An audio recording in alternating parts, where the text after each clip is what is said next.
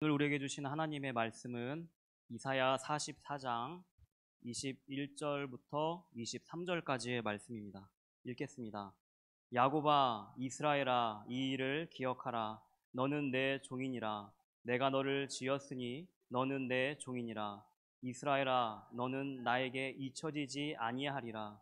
내가 내 허물을 빽빽한 구름같이 내 죄를 안개같이 없이 하였으니 너는 내게로 돌아오라. 내가 너를 구속하였음이니라. 여호와께서 이 일을 행하셨으니 하늘아 노래할지어다. 땅의 깊은 곳들아 높이 부를지어다. 산들아 숲과 그 가운데의 모든 나무들아 소리내어 노래할지어다.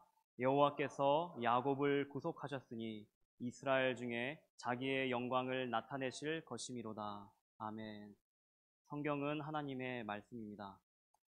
오늘 본문 말씀의 시작은 이렇습니다. 야곱아, 이스라엘아, 이 일을 기억하라. 여기서 이 일이 무엇인지에 대하여서 학자들은 대체로 두 가지 정도를 이야기합니다. 먼저는 오늘 본문 말씀이 이어지기 전에 이스라엘이 처해했던 상황 가운데 있는 그들의 모습입니다. 그들은 하나님을 떠나 우상을 숭배함으로 하나님으로부터 진노와 그리고 멸망과 그리고 여러 가지 고초를 겪게 됩니다. 그들이 하나님을 떠났을 때 그들에게 찾아왔던 것은 그들이 생각지도 못했던 여러 가지 문제들이었습니다. 그래서 어떤 학자들은 여기서 말하는 이 일이 이것이라고 말하는 자들도 있습니다. 그런데 오늘 저는 이것과 다른 말씀을 여러분과 나누고자 합니다. 어떤 학자들은 이렇게 얘기합니다. 여기서 말하는 이 일은 앞으로 이스라엘을 향하여서 하나님께서 하실 일에 대한 것을 말하는 것이다. 그래서 이 일을 기억하라고 하나님께서 이사야 선지자를 통해서 말씀하시는 것이다. 저는 이 일을 이렇게 여러분에게 말씀드리고자 합니다. 바로 은혜입니다. 그리스도인이라고 한다면 누구나 은혜를 사모합니다.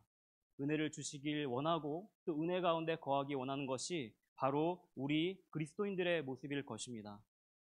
이 은혜에 대해서 큰 은혜, 작은 은혜가 있다라고 말하는 것은 제가 봤을 때 적절하지 않은 것 같습니다. 그저 필요에 따라, 상황에 따라 은혜의 모습이 다르다라고 보는 것이 더 적절합니다. 그래서 저는 두 가지 은혜를 여러분에게 설명을 드리고자 합니다. 먼저는 광야에서 이스라엘을 이끌었던 하나님께서 이스라엘 백성에게 공급하시고 먹이시고 그 옷이 헤어지지 않도록 그들의 삶을 주관하셨던 삶에서 주어져야 하는 반드시 필요한 그 생명과 관련된 은혜입니다. 우리는 이것을 위하여서 간혹 하나님께 간구하고 기도할 때가 있습니다. 이것은 필요한 것입니다. 하나님께서 모든 것을 아시고 또 필요에 따라서 더하실 것이지만 부모 되신 하나님께 자녀된 입장으로 그것을 기도로 구하는 것은 크게 잘못된 것이 아닙니다. 그렇기 때문에 하나님께 우리가 필요한 것을 요청드리는 것은 합당한 은혜를 구하는 합당한 모습입니다. 또 반대로 이런 것을 기대할 때가 있습니다. 나를 위해 계획하신, 나를 위해 예비하신 뭔가 특별한 은혜, 그런 것은 나에게 없을까 하고 그 은혜를 간구하고 또 때론 부르짖을 때가 있습니다. 그런 은혜를 경험한 이후에 우리는 대체로 그 은혜를 많은 사람들 앞에서 간증을 통해서 드러냅니다. 저는 개인적으로는 이 은혜가 이 간증의 모습이 정말 주의 깊게 그리고 또 주의를 갖고 전하고 말해야 된다라고 생각을 합니다. 왜냐하면 이 특별한 은혜에 밖에 있는 사람들도 있기 때문입니다. 누군가는 병고침을 얻고 근데 누군가는 그 생명을 저버리는 정말 이면적인 모습 가운데 있는 은혜의 모습. 특별한 은혜라고 해서 나는 특별한 은혜를 받았다라고 해서 무조건 자랑하는 것은 제가 봤을 때 그렇게 아름답게 보이진 않습니다. 또 그런 것들이 교회 공동체를 아름답게 세워진다라고도 보여지지가 않습니다. 그렇기 때문에 우리가 받은 특별한 은혜를 누군가에게 전할 때는 지혜가 필요합니다. 명철이 필요하고 그것을 어떤 이에게 말해야 될까 고민하고 고민해서 그 간증을 통하여서 내가 겪었던 그 경험이 나오는 것이 아니라 오직 하나님과 그의 아들 예수 그리스도와 그와 함께 하시는 성령님만이 드러나도록 우리의 입술을 하나님께 맡겨드려야 할 것입니다. 그럼에도 분명히 저는 여러분에게 은혜는 좋은 것이다라고 말씀드리고 싶습니다. 왜냐하면 하나님께서 우리에게 은혜를 주시는 가장 큰 목적은 교회의 공동체를 이롭게 하고 건강하게 하여서 머리 대신 예수 그리스도의 몸된 교회를 아름답게 세우기 위함에 있기 때문입니다. 그렇기 때문에 우리가 은혜를 구하는 것은 매우 아름답고 또 하나님께서 바라시는 것일 것입니다.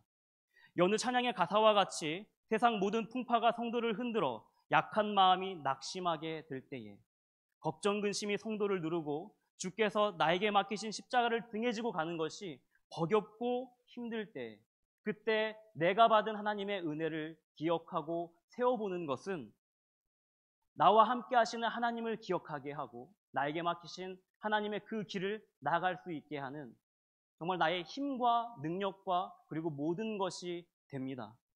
그렇기 때문에 공동체와 우리 성도의 신앙생활 가운데 하나님의 은혜는 반드시 필요합니다. 그렇다면 여러분은 어떤 은혜를 기억하시면서 신앙생활을 이어가고 계십니까? 여러분에게 가장 큰 은혜는 무엇입니까? 여러분이 자랑하시는 은혜는 무엇입니까? 지금 제가 질문을 드립니다. 지금 대답하지 마시고 마음속으로 한번 생각해 보시면서 내가 생각했던 것과 저 앞에 있는 전도사가 말하는 것과 같은지 혹은 다른지 한번 생각해 보시면 오늘 설교가 더 재밌을 것 같습니다. 저는 그래서 오늘 여러분과 오늘 말씀 가운데 나와 있는 은혜에 대해서 살펴보고자 합니다. 여호와 하나님께서 오늘 본문 말씀을 통해 이스라엘 백성을 향한 아주 특별한 두 가지 은혜를 약속하고 계십니다. 먼저는 이스라엘을 절대 잊지 않으시겠다는 은혜의 말씀입니다. 오늘 본문 21절의 말씀입니다. 야곱아, 이스라엘아, 이 일을 기억하라. 너는 내 종이니라. 내가 너를 지었으니 너는 내 종이니라. 이스라엘아, 너는 나에게 잊혀지지 아니하리라. 이 말씀은 이스라엘이 바벨론 포로 시기에 받은 말씀입니다. 그들이 바벨론의 포로로 끌려가게 된 이유는 우리가 잘 알다시피 그들이 하나님을 떠나 우상을 섬겼기 때문입니다. 하나님을 떠나서 우상이 더 좋다고 떠나간 그들에게 있었던 처참한 환경, 여러 가지 문제들, 그들을 힘들게 하는 모든 여건들, 그 모든 것 가운데 하나님께서 그들에게 이 말씀을 주신 것입니다. 이스라엘이란 나라가 다윗과 솔로몬을 통해서 영광을 받을 수 있었던 것은 다윗 왕이 훌륭해서도 아니었고 솔로몬 왕이 너무나도 지혜롭기 때문이도 아닙니다.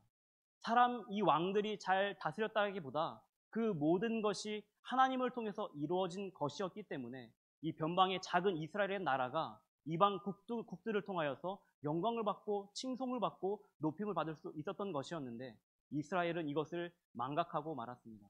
그렇게 하나님을 떠났을 때 그들에게 있었던 것은 무엇이냐? 교만한 마음이었습니다. 북이스라엘이 멸망하기 이전의 시대를 살았던 호세아 선지자는 북이스라엘과 남유다를 향하여서 이렇게 이야기합니다. 호세아서 5장 5절의 말씀입니다. 이스라엘의 교만이 그 얼굴에 드러났나니 그 죄악으로 말미암아 이스라엘과 에브라임이 넘어지고 유다도 그들과 함께 넘어지리라. 하나님께서 택하신 백성인 이스라엘이 패망하고 실족하는 것은 당연지사로 보입니다.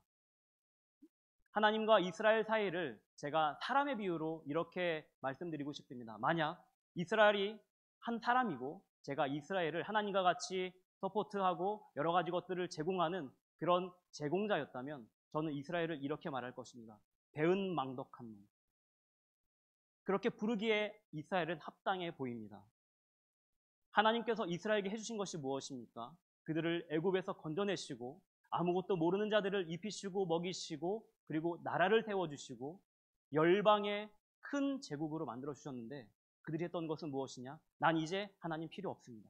하나님을 떠나서 나는 이제 이방신들을 섬기겠습니다. 그들이 더 좋아 보입니다. 그들이 하는 것들이 더 매력적이어 보입니다. 저는 이제 하나님을 떠나겠습니다. 이렇게 말하면서 하나님을 떠났던 것입니다. 만약 이스라엘이라는 사람이 제 앞에 있고 제가 하나님과 같이 그에게 무언가를 공급했다면 저는 아마 이 이스라엘이라는 사람을 쳐다보기도 쉽지 않을 것입니다.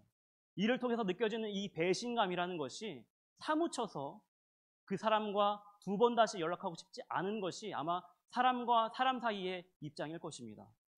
그럼에도 불구하고 이스라엘은 아마 자신이 했던 것들, 자신이 하나님을 떠났던 것들을 생각하지 못하고 하나님께서 우리를 잊으셨어, 하나님께서 우리를 떠나셨어라고 말했을지도 모릅니다. 그렇다면 하나님은 어떠셨을까요? 하나님은 제가 말씀드렸던 이 배신감이라는 감정을 느끼지 않으셨을까요? 저는 이 배신감 때문에 제가 케어하고 키우고 양육하였던 이스라엘을 등질 수밖에 없는 연약한 사람입니다. 그런데 하나님은 그렇지 않으셨습니다. 충분히 배신감이라는 감정에 이 이스라엘을 쳐낼 수 있으심에도 불구하고 하나님께서는 그 감정에 휘둘리지 아니하고 신실하신 자신의 뜻을 이스라엘에게 전하셨습니다. 되려 그들을 위로하시는 하나님을 오늘 말씀 속에서 우리는 찾아볼 수 있습니다. 내가 너를 지었으니 너는 내 종이라. 하나님과 이스라엘 관계를 명확하게 다시 한번 말씀하시며 내가 너를 잊지 않았고 너는 내가 만들었어, 너는 나의 종이라고 말씀하십니다. 왜 하나님은 이렇게까지 말씀하시는 것일까?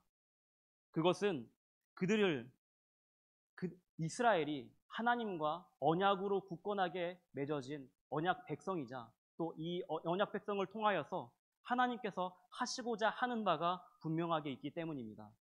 갈대아 우르에서 아브라함을 불러내시며 하나님께서는 그에게 구속의 약속을 전하셨습니다. 창세기 12장 2절과 3절의 말씀입니다. 내가 너로 큰 민족을 이루고 내가 내게 복을 주어 내 이름을 창대하게 하리니 너는 복이 될지라. 너를 축복하는 자에게는 내가 복을 내리고 너를 저주하는 자에게는 내가 저주하리니 땅의 모든 족속이 너로 말미암아 복을 얻을 것이라 하신지라. 이스라엘은 이 약속을 계승하는 하나님의 백성입니다. 아브라함을 통해서 약속된 이 약속은 이스라엘에게까지 계승되었습니다. 그러므로 하나님께서는 말씀하신 이 약속이 성취되실 때까지 그 뜻을 돌리지 않으시고 그 얼굴을 이스라엘에게서 돌리지 못하시는 것입니다. 왜냐하면 하나님은 신실하시고 그 변하지 않으시고 불변하시며 영원하시고 또 미쁘다라는 말을 듣기에 합당하신 분이기 때문입니다. 그러므로 사람을 향하여서 사람은 실실하다, 사람은 미쁘다라고, 믿을만하다라고 우리는 말할 수 없습니다. 우리는 감정과 상황에 따라서 끊임없이 흔들리고 우리가 계획했던 것을 바꾸기 때문입니다. 하지만 하나님은 그렇지 않으십니다. 어마어마한 배신감 가운데 이스라엘 향하여서 등을 돌릴만 할지라도 하나님은 그 뜻을 위해서 이스라엘을 다시 한번 부르십니다. 내가 지은 나의 백성, 나의 종아, 이스라엘아. 다시 한번 하나님과의 관계를 그들에게 상기시키시면서 그들을 어떻게 생각하고 계신지 하나님의 뜻을, 하나님의 마음을 이스라엘에게 전하고 계십니다. 우상은 달래고 어루어야 사람에게 복을 줍니다. 복을 주는지 잘 모르겠습니다. 근데 사람들은 그렇게 믿습니다. 그렇기 때문에 이 우상에게 좋은 것들을 바칩니다. 돈도 내고요, 시간도 내고요, 그리고 그 밖에 여러 가지 것들 그 우상 앞에 진수성찬을 차려놓습니다. 그런데 이 우상의 정체가 어떻습니까? 우상은 부족하고 연약한 사람을 통해서 만들어진 것들입니다. 사람도 믿지 않고 사람도 신실하지 않은데 이 신실하지 않고 믿을만 하지 못한 존재를 통해서 나온 우상은 어떠하겠습니까? 그 앞에서 절하고 그 우상을 달래고자 하는 그 모든 것들 가운데 패망하고 넘어지는 것은 당연한 것입니다. 그러나 하나님께서는 전혀 다른 모습을 이스라엘 백성과 우리에게 보이십니다. 신실하시고 변하지 않으시는 하나님. 하나님께서는 자신이 택한 백성을 떠나지도 않으시고 버리지도 않으신다라고 자신을 떠났던 그 백성들에게 오늘 이렇게 말씀하고 계신 것입니다. 한낱 유명인도 특정 팬을 기억하여서 그때 오셨던 분이죠. 그때 주신 것을 제가 맛있게 잘 먹었습니다. 그때 주신 것을 제가 기억하고 있습니다라고 말하면 그 팬은 그 스타의 말 한마디 때문에 아마 그날 잠을 못 이룰 것입니다. 나같이 하찮은 자를 기억해줘서 이 많은 팬들 중에서 나라는 한 사람을 기억해줬다고? 하물며 영원하시고 변치 않으시는 하나님이 우리 한 사람 한 사람을 기억하시고 잊지 않으시고 우리를 향한 계획을 여전히 선포하고 계시고 말씀하고 계신다는데 우리 가운데 이 하나님을 향한 기쁨이 없다라고 한다면 우리는 정말 불쌍한 사람일 것입니다. 그래서 저는 반대로 여러분에게 이렇게 말씀드리고자 합니다. 성도는 참으로 복된 사람입니다. 하나님께서 기억하시고 하나님께서 함께 하시기 때문에 모든 사람이 나를 향해 등을 돌려도 하나님 한 분만은 나에게 등을 돌리지 않으시기 때문에 성도는, 그리스도인은 복된 사람임에 틀림이 없습니다. 또한 하나님께서는 잊지 않으시기도 하지만 때로는 조건 없이 잊으실 때도 있습니다. 무엇을 잊으시는가? 오늘 22절 말씀을 통하여서 무엇을 잊으시는지 한번 살펴보도록 하겠습니다. 22절의 말씀입니다. 내가 내 허물을 빽빽한 구름같이 내 죄를 안개같이 없이 하였으니 너는 내게로 돌아오라. 내가 너를 구속하였음이니라. 아멘. 하늘에 빽빽한 구름을 보신 적이 있으십니까? 하늘에 구름이 빽빽할 때 대체로 날씨가 안 좋습니다. 날씨가 매우 안 좋습니다. 구름이 빽빽하게 차면 우리 기분도 안 좋아지고요. 우리 기분이 왜 안 좋아집니까? 햇빛이 사라지거든요. 빛이 우리를 밝히 비춰주지 못합니다. 이 빽빽한 구름 때문에. 하나님께서는 이스라엘의 허물을 이와 같다라고 말씀합니다. 또 안개는 또 어떻습니까? 여러분 혹시 직장 생활 하시면서 아침에 늦게 일어났는데 밖을 나가보니 안개가 자욱하게 껴있는 날을 경험해 보신 적 있으십니까?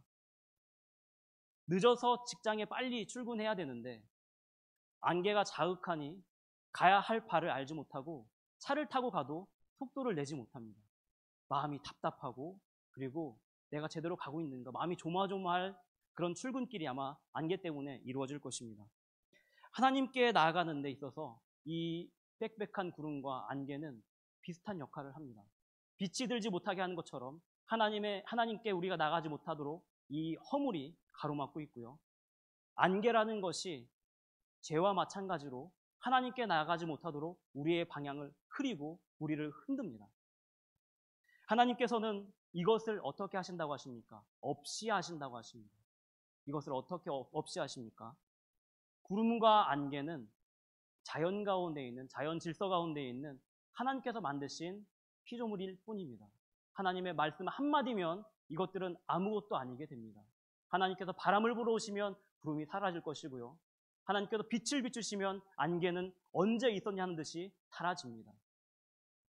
죄는 어떻습니까? 죄 앞에 있는 우리도 같습니다. 죄 앞에 우리는 그 어떤 것도 할 수 없습니다. 그저 죄를 인식하고 하나님 앞에서 주님, 제가 죄를 지었습니다. 제가 죄 가운데 있습니다. 저를 건져 주십시오. 저에게 은혜를 베풀어 주십시오. 저에게 긍휼을 베풀어 주십시오라고 고백하는 것이 우리가 살 수 있는 죄 앞에 있는 우리의 모습일 것입니다. 하나님은 이 죄를 알고 계십니다. 그래서 뭐라고 말씀하십니까? 너 안에 있는 죄를 내가 기억하지 않겠다. 잊어버리겠다라고 말씀하십니다. 마치 이 빽빽한 구름과 안개와 같이 생각하지 않으시고 잊어버리신다라는 것이에요. 그리고 뭐라고 말씀하십니까? 내가 너를 구속하겠다. 나에게로 오라. 오늘 이 말씀이 또 우리를 향한 말씀일 것입니다. 그렇습니다. 여호와 하나님은 절대 우리를 잊지 않으십니다. 그러나 반대로 우리 가운데 있는, 우리가 하나님께로 나가지 못하게 가로막는 허물과 죄라는 그 것들은 그저 아무런 대가 없이 잊어주시는 분이십니다. 그렇게 하나님의 백성에게 하나님께서는 은혜를 베풀어 주십니다. 이 두 가지 기억하시고 잊어주시는 은혜는 우리에게 정말 값진 은혜일 것입니다. 그런데 저는 여기서 여러분에게 이런 말씀을 드리고자 합니다. 우리는 믿음으로 이사야서 말씀, 오늘 우리가 함께 읽은 이 말씀을 우리를 향한 하나님의 말씀이라고 봤습니다. 하지만 문자적으로 보면 이 말씀은 이스라엘 백성들을 위한 말씀입니다. 이스라엘은 하나님과 어떤 관계 가운데 있었습니까? 언약으로 맺어진 언약 백성이었습니다. 이스라엘을 통해서 하나님께서 하시고자 하는 바가 명확하였고요. 하나님께서는 그들을 떠나지 않겠다라고 먼저 일방적으로 은혜를 베풀어 주셨습니다. 이 말씀 가운데 이스라엘 백성과 그리고 하나님의 관계는 명확합니다. 그렇다면 우리는 어떠한가요? 이스라엘과 같이 우리도 하나님과 굳건한 관계 가운데 있습니까?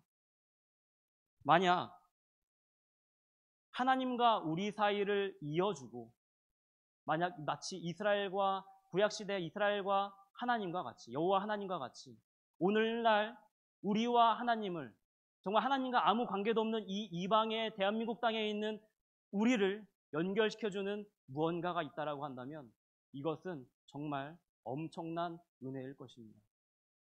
이 은혜가 무엇일까요?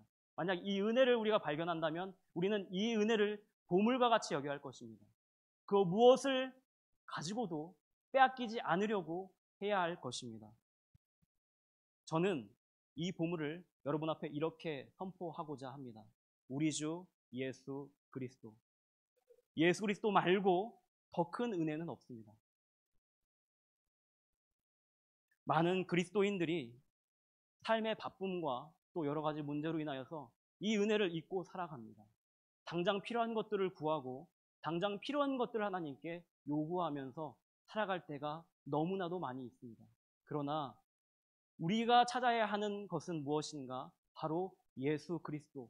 모든 복의 근원이신 하나님과 우리를 이어주는 하나님의 절대적인 은혜. 그 무엇으로도 바꿀 수 없고 그 무엇으로도 할 수 없었던 하나님께 나아가는 길과 진리요 생명이 되시는 예수 그리스도. 이 은혜를 우리가 잊어버린다면 모든 것을 빼앗긴 것과 마찬가지고요. 이 은혜 없이 우리가 기도드리는 것 허탈한 기도이고요. 이 은혜 없이 우리가 예배하는 것 의미 없는 예배가 될 것입니다. 예수 그리스도야말로 그리스도인들이 날마다 기억하고 또 자랑해야 할 최고의 은혜입니다. 오늘 본문에 나타난 두 가지 은혜도 예수 그리스도 안에 있습니다. 예수께서는 십자가에 달려 돌아가심으로 그 사랑을 이 땅 가운데 모든 사람에게 드러내심으로 그 누구 하나 그 은혜 가운데서 빠짐없이 기억하고 계신 하나님을 나타내셨습니다. 하나님의 사랑을 드러내셨습니다. 잊지 않으시는 하나님, 한 명 한 명을 다 기억하시고 그들을 위하여서 우리를 위하여서 그 미래를 그리고 하나님의 일을 보이시는 그 하나님. 또한 죄와 허물 가운데 있는 우리를 그저 믿는다는 이유 하나로 그 죄의 모든 허물을 덮어주심으로 이제는 내가 너를 죄인이라 부르지 않겠다. 너는 내 자녀라, 내 백성이라, 왕같은 제사장이라 불러주시겠다라고 말씀하십니다. 여전히 우리는 죄인이지만 우리 가운데 주신 믿음으로 말미암아 우리가 어떻게 되었습니까? 죄를 기억하지 않으시고 잊어버리신 하나님의 은혜 가운데 들어가게 되었습니다. 의롭게 되었고요. 하나님의 백성이 되었고요. 그 누구도 감당하지 못할 하나님의 자녀가 된 것입니다.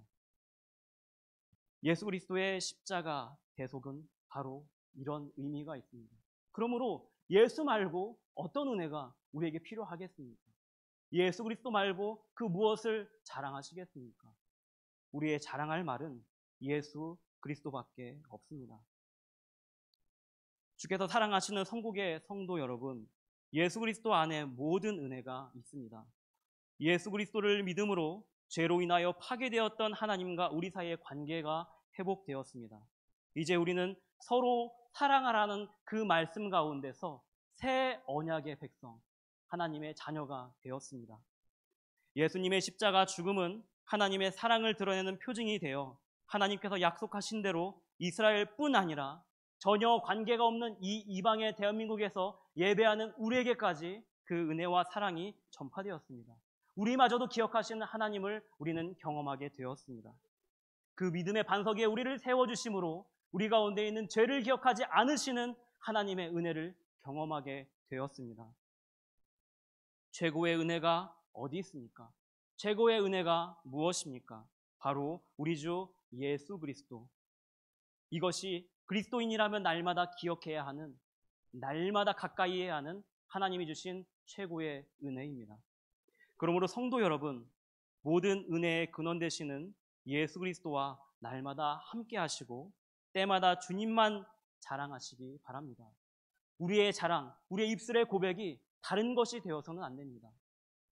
사도들도 초대교회 성도들도 많은 것을 경험하고 누렸지만 그들의 입을 통해서 증거되는 것은 그들의 경험과 자랑이 아니요 오직 하나님과 예수 그리스도와 교회를 인도하시는 성령님 뿐이었습니다.